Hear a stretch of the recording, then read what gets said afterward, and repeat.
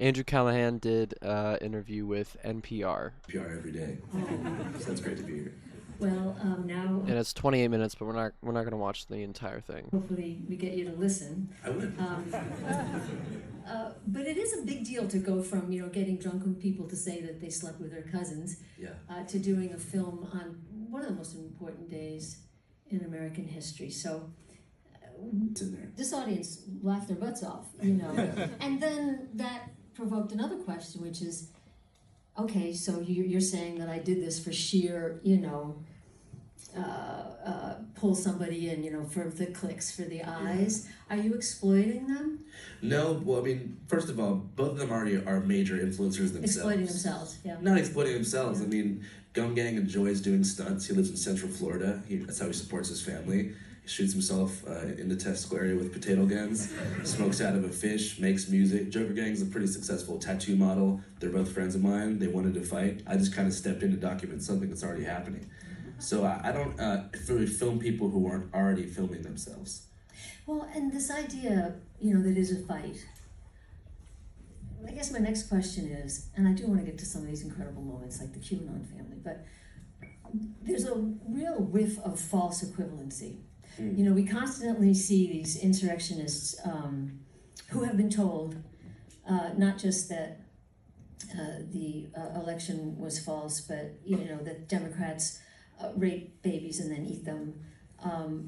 They're pitted constantly against Antifa and Black Lives Matters protesters when we know that Antifa is a stunningly small kind of gathering without a leader movement, and the Black Lives Matters protests by every study were 93% peaceful.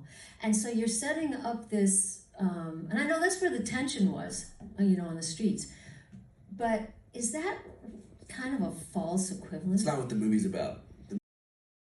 I mean, it's crazy that she's even trying to insinuate that. This is for his documentary that he made, This Place Rules, about the Capitol riot, and uh, it doesn't even feel like he's trying to set that up in the movie at all, really. The movie's not the movie's not about far left versus far right at all. It feels that way. It's not. What is it about? Well, it's first of all about media. I mean, there are some parts where he's at like protests and then like counter protesters show up, but it's mostly just people like screaming at each other and like making these chants up and chanting back at one another. That's really all it amounts to. Echo chambers. How people got radicalized and forced into tight digital echo chambers before the Capitol riot. But there's not much really Antifa featured in here. There's some centrist protesters. There's some anarchists featured, but it's not really about that. And yeah. Well, What part made you feel that way? just that I kept seeing it, Antifa and all the alt-right, colliding into each other when we just know I mean, Antifa I guess in particular is not so really. tiny. And when we know the stats about the right, I mean, we know that 40% of Americans believe that the election was stolen. That's a big number. Yeah. And 30% of... I think that's what this movie's mostly about, is Yeah. following the right wing. I think following the fringe left would be a separate thing. But the point is that most conservatives, especially during that time, believed the election was stolen. Whereas Antifa, or the radical left, if you want to call it, is a very small portion of what you would consider liberal. But the problem is... You should say that in the film. Yeah, what I'm kind of framing is that right-wing media, they used Antifa as the ultimate straw man. Like Tucker Carlson referred to Antifa as paramilitary groups of Joe Biden voters. Whereas MSNBC, I'm not even going to name anybody, but I'm just going to say centrist liberal media wants to make it seem like they don't exist and like all the protests were peaceful. But my question is, what's the problem with non-peaceful protests? Why the constant emphasis on the protests were mostly peaceful? I mean, I mean, this might just be a personal opinion of mine, but I completely agree with him. I'm not saying I advocate for violence. I can never advocate for violence or anything like that. But uh, I think something like civility, when it comes to certain issues, uh, is unimportant. It's like I said, not violence, not anything like that. But I I do think that again, it has a negative connotation attached to it, the word non-peaceful protest or whatever, or the term non-peaceful protest. But I 100% agree with him. Why not talk to the people involved in the non-peaceful protests and actually figure out what's on their mind, as opposed to try to categorize everything as completely peaceful to prove a political point? Because the anger and the tension was there. So no, I don't think the movie is trying to frame Antifa versus the Proud Boys at all. I I think mean, it's I more don't. of a, it's following a I think It's my not. movie follows a conglomerate of Infowars subscribers, Oath Keepers, Three Percenters, Proud Boys, and general QAnon lore followers, and it shows them mobilizing in public, and the people that show up to confront them in public are anti-fascist protesters. So I don't think the movie draws any kind of equivalency between far left and far right, but it does show the circus that unfolds in public political clashes, which generally follows the news beat. And how about what you just said about the media? And I don't want to spend too much time on this, and I am not carrying Don Lemon's water. But this idea that, both, you call it the left, I call it mainstream media, in deference to my progressive. I call it liberal media.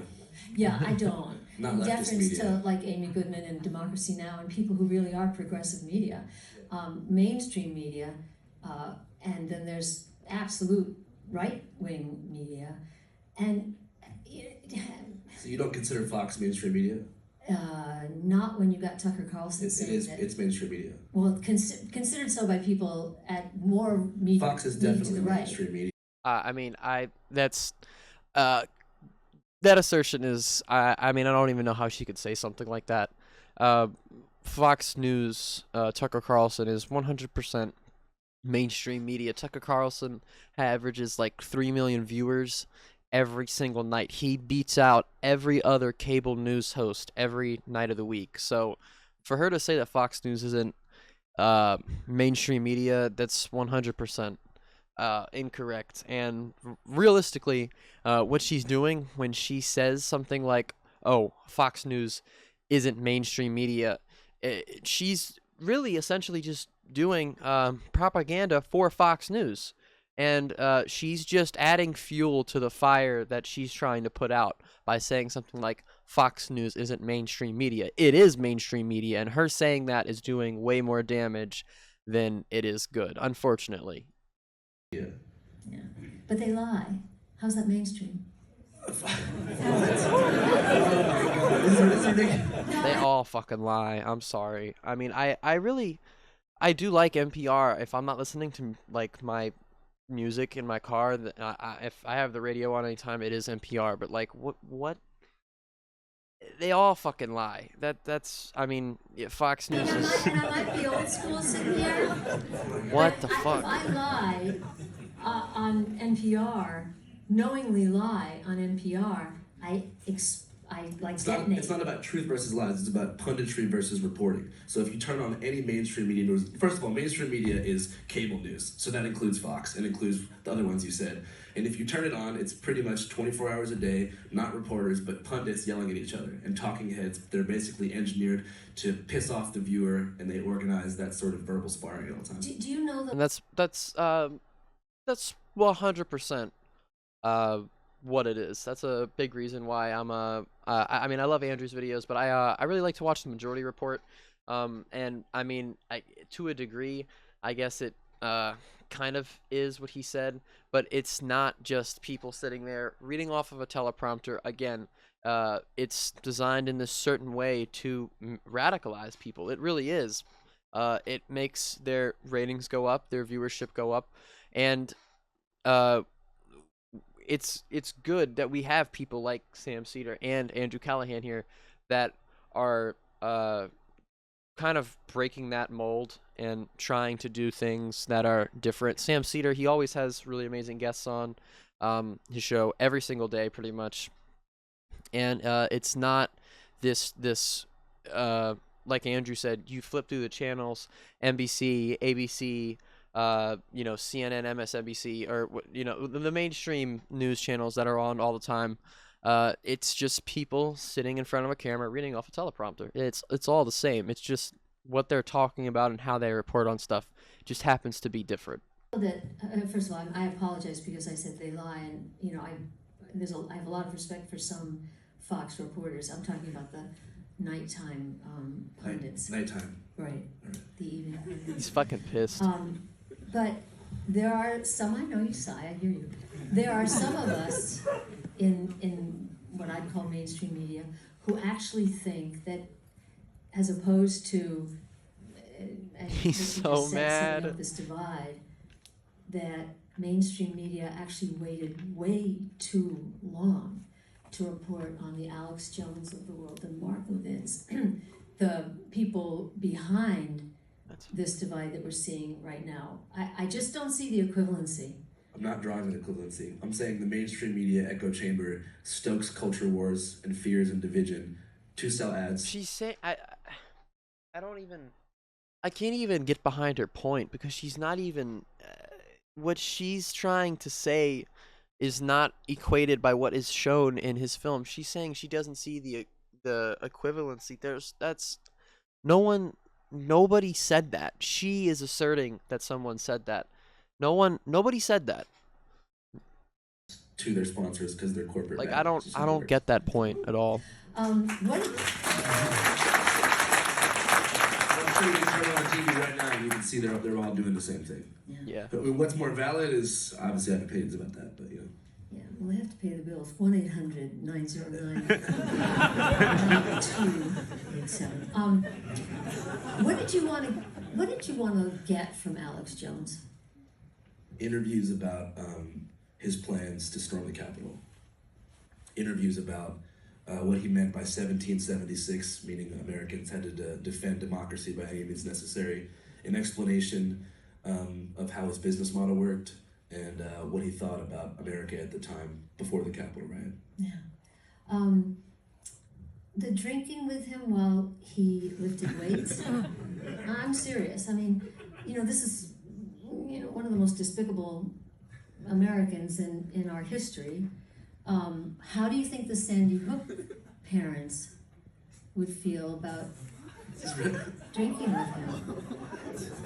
Okay. All right. A couple of things.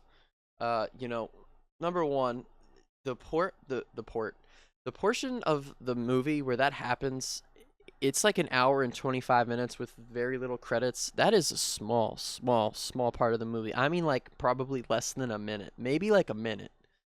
That is such a small part of the film. I mean, the fact that she's even hyper focusing on that is crazy to me, just because of it. She acts like he was just like going around with him, like partying and shit, and just drinking with him the whole time or whatever. But like, I,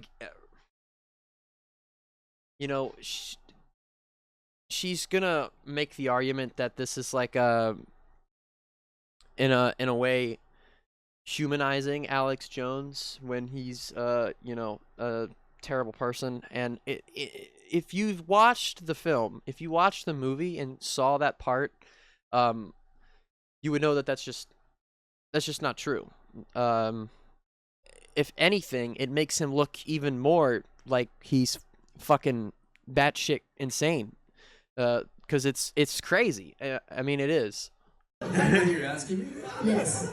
Well, the lawyer Mark Bankston, who represented most of the Sandy Hook families, loved the scene. He told me that he thought the film was great. Hey. Really pointed negative question that you just asked me. Yeah, maybe it is. But you can take that. No, it's just sort of like accusatory. It's putting me on like a bad vibe. Oh, I'm sorry. Damn.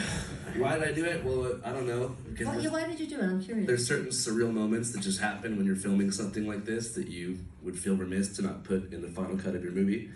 Like but why did it happen? I'm just curious. What happened? He asked me if I wanted to see his gym. Okay, we got to the gym. He took his shirt off, started lifting weights, and then he asked me if I wanted to try. So I don't know if that's in accordance with the traditional standard and No, I pillars think of that's really journalism. interesting. But I was just like, sure, I'll do it.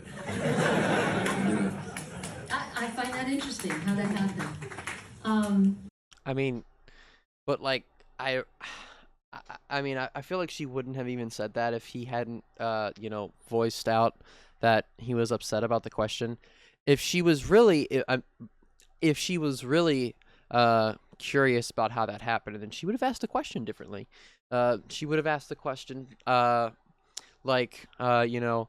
you know, you were you know, lifting weights with Alex Jones, and you guys were drinking, and you were pouring whiskey, or I don't know if it was whiskey. I can't remember what it was on him, and you know, you guys took your shirts off. You know, how did you know what were the events that led up to that? How did you get there? You know, that should have been the question if she was actually really curious, which, you know, it was a very pointed negative question, like Andrew said. What? Andrew has just been like, he's been making these. I know he went on CNN because like CNN and HBO are like both owned by Warner and shit like that. Um, and they probably, you know, told him he could do it if he wanted to, or made him do it. But all of his like his big media appearances, they have just not been going good for him. Or, you know, in reality, really not been going good for the people that are interviewing him. Um, I don't know why these people. It really seems like they're just trying to set him up, like to just like, I don't know, just say some crazy shit or just like fuck up. I really don't get it. This is crazy to me. That's gonna be it for this one. If you liked the video, hit the like button. Make sure you hit that subscribe button, and I will see you guys in the next one.